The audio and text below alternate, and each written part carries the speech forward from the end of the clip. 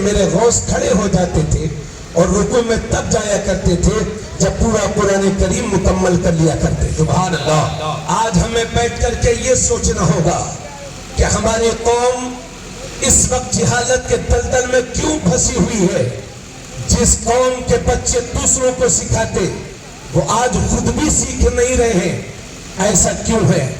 آج ہم نے مسجدوں سے دوری کیوں بنا لی ہے؟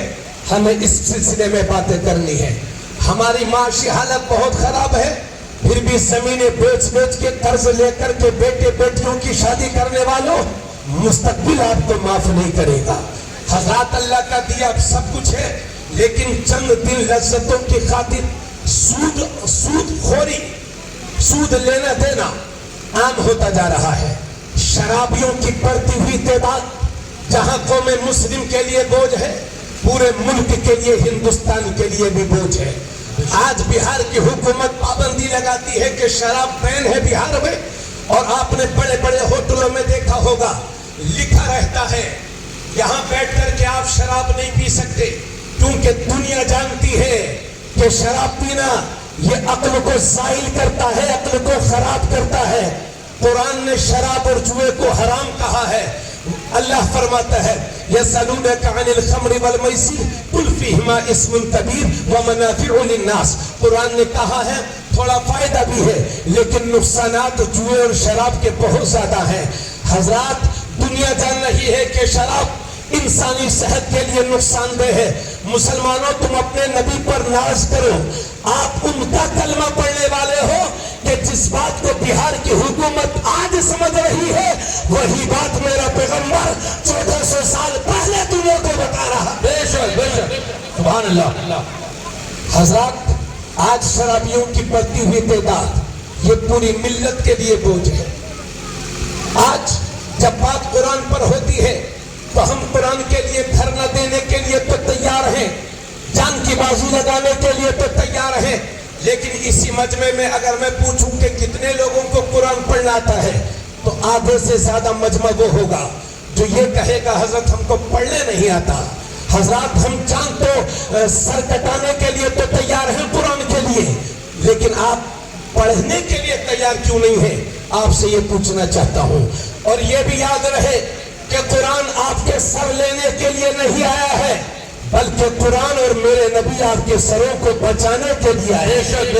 حضرات سوال یہ ہے کہ آج ہم جہالت کے دلدل میں کیوں پھنسے ہوئے ہیں، اور ساتھ ہی ساتھ پچھلے 9 مہینے سے 10 مہینے سے اپنے ملک میں مسئلہ حجاب کا چل رہا ہے. حجاب پر باضابطہ بحث ہو رہی ہے، لیکن آپ نہ سننے کے لیے تیار ہیں نہ ہم سنانے کے لیے تیار ہیں.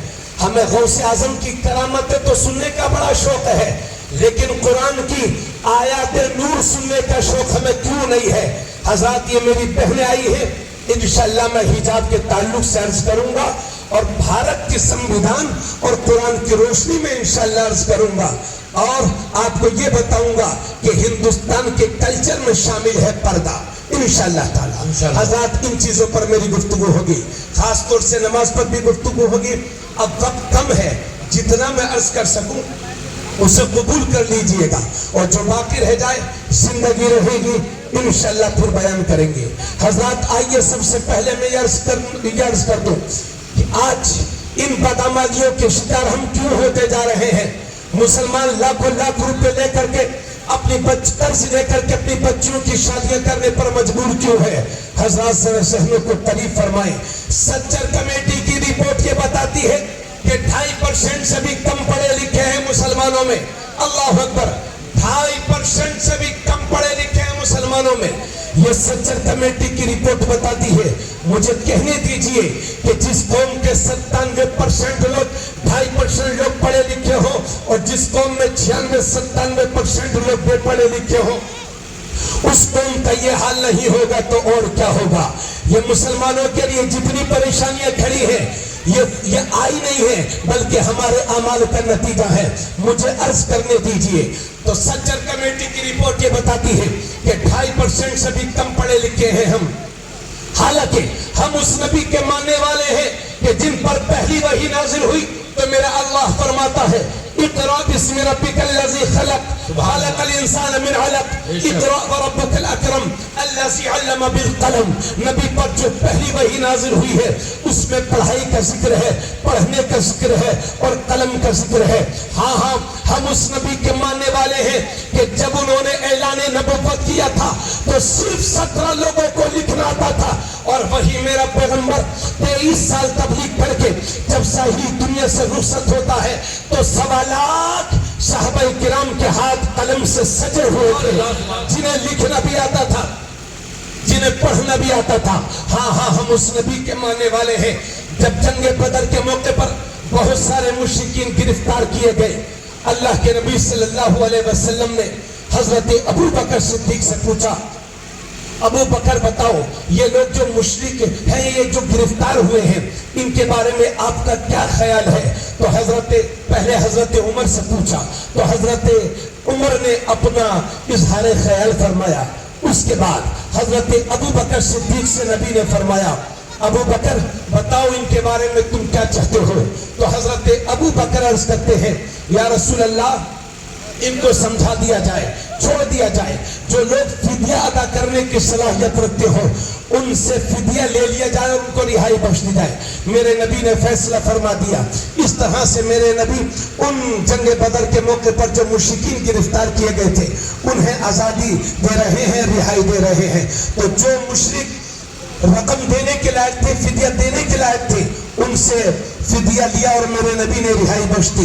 لیکن جو فدیہ ادا کرنے کے لائق نہیں تھے ان میں جو پڑھے لکھے تھے اللہ کے نبی نے ان کے لیے یہ پابندی لگائی کہ تم میں جو لوگ پڑھے لکھے ہیں ان کی ذمہ داری یہ ہے کہ مسلمانوں کے 10 بچوں کو پڑھا دیں اور رہائی حاصل کر لیں. یہ کون ہے؟ یہ پیغمبر اسلام بول رہے ہیں. اللہ کے نبی فرماتے ہو تم العلم لو کان بالصین, علم حاصل کرو اگرچہ چائنا کا سفر کرنا پڑے. تو کیا چائنا میں بہت بڑی یونیورسٹیز تھی؟ کیا وہاں بہت بڑے اسکولز تھے؟ کیا وہاں بہت بڑے کالج تھے؟ ایسا نہیں ہے. اس مطلب یہ ہے کہ اس وقت عرب کی زمین سے چائنا کا سفر بڑا مشکل تھا. اللہ کے نبی کے فرمان کا مطلب یہ ہے کہ چاہے جتنی تکلیفیں اٹھا لو مگر اپنے بچوں کو جاہل مت رہنے دینا, اپنے بچوں کو پڑھا لکھانا. یہ اللہ کے نبی فرماتے ہیں. حضرات گرامی افسوس کا مقام یہ ہے کہ جس دین میں سب سے زیادہ تعلیم پر زور دیا گیا ہے آج اسی قوم کے افراد تعلیم کے معاملے میں سب سے پیچھے ہیں. اب تعلیم کے سلسلے میں ہماری 2 جماعتیں ہیں. ایک وہ لوگ ہیں جو مدرسوں میں اپنے بچوں کو بھیجتے ہیں اور کچھ لوگ وہ ہیں جو اپنے بچوں کو اسکولز میں بھیجتے ہیں, یونیورسٹیز میں بھیجتے ہیں, کالجز میں بھیجتے ہیں.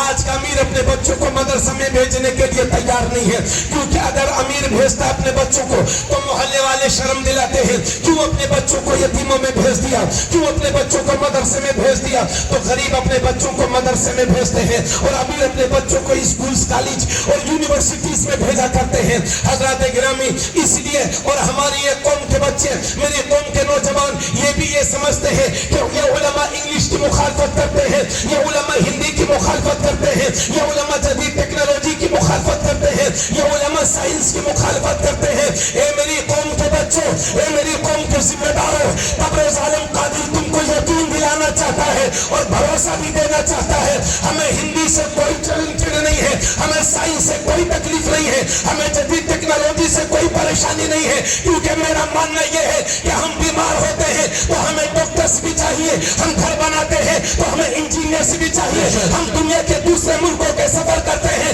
تو ہمیں انگلش ٹیچرز بھی چاہیے. مگر ہاں میں یہ چاہتا ہوں کہ میرا ماسٹر میرا انجینئر ہو تو ایسا ہو کہ دنیاوی انجینئر بعد میں ہو, رسول اللہ کا سچا غلام پہلے ہو. میں یہ چاہتا ہوں میرا ڈاکٹر ہو تو ایسا ہو کہ طبیب جسمانی بعد میں ہو, طبیب روحانی پہلے ہو. میں یہ چاہتا ہوں میرا ماسٹر ہو تو ایسا ہو کہ دنیاوی کتاب بعد میں پڑھے, اللہ کی کتاب پہلے پڑھے. سبحان اللہ. نعرہ تکبیر, نعرہ رسالت, جشن غوث اعظم حضرت علامہ مفتی تبریز عالم صاحب قبلہ. سبحان اللہ. سبحان حضرت آج علم سے دوری کا نتیجہ ہے, آج علم سے دوری کا نتیجہ یہ ہے کہ ہم نے اپنے نبی کے پیغام محبت کو بھلا دیا. ہم ناروں کے اعتبار سے تو بہت جذباتی ہیں، نبی کا دامن نہیں چھوڑیں گے، نبی کا دامن نہیں چھوڑیں گے. لیکن یہ کون اور اطراف کے سنی مسلمان حضرات، میں آپ سے پوچھنا چاہتا ہوں، کیا آپ واقعی میں صحیح معنوں میں نبی کا دامن نہیں چھوڑیں گے؟ یہ صرف نعرے ہیں. آج ہماری اخلاقی پستی کا یہ حال ہے کہ ایک مسلمان دوسرے مسلمان کو سلام تک کرنے کے لیے تیار نہیں ہے.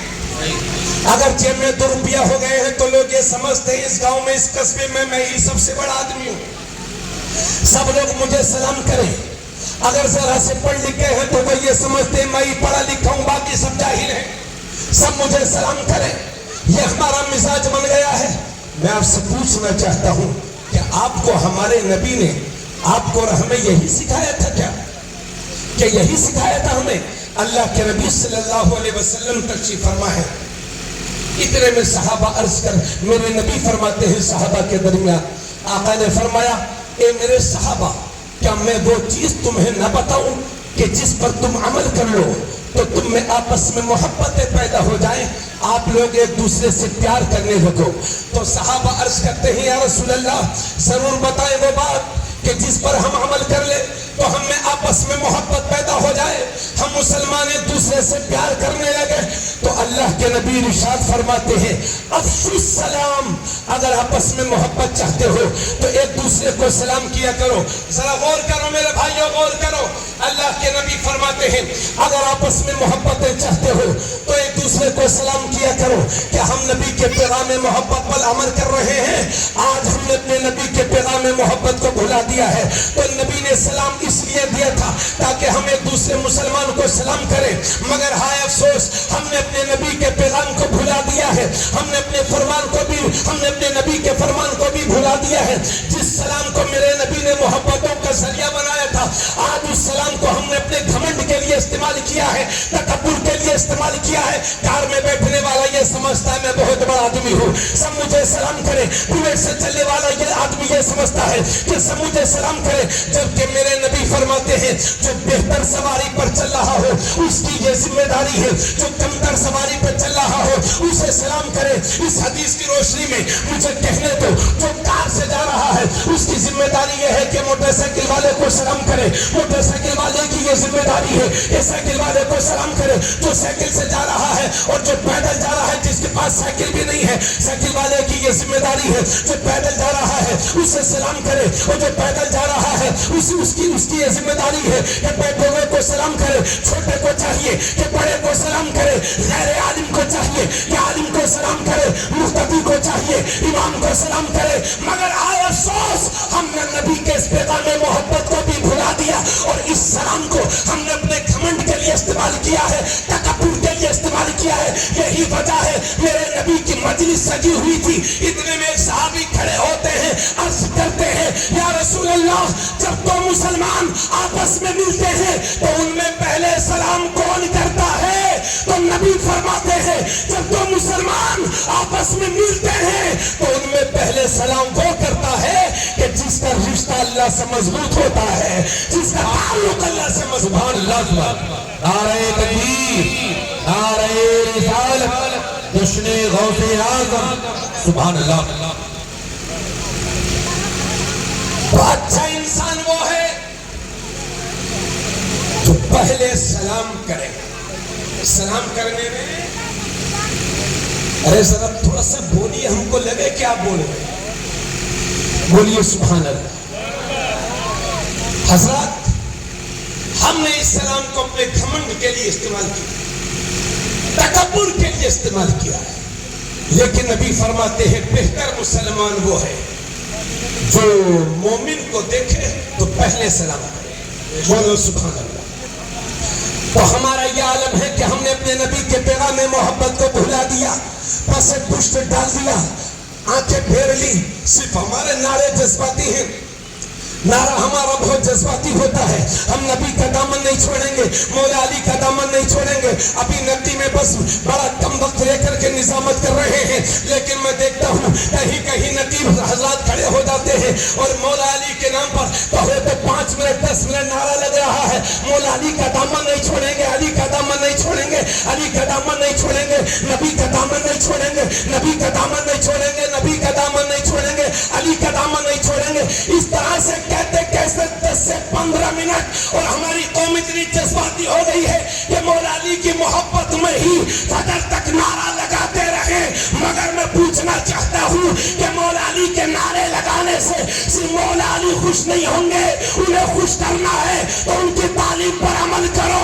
वही मौला अली फरमाते हैं कि मुनाफिक है वो जो इंतजार करे कि लोग मुझे सलाम करें, और मोमिन है वो जो पढ़ करके पहले अपने मुसलमान भाई को सलाम करे। नारे तकबीर।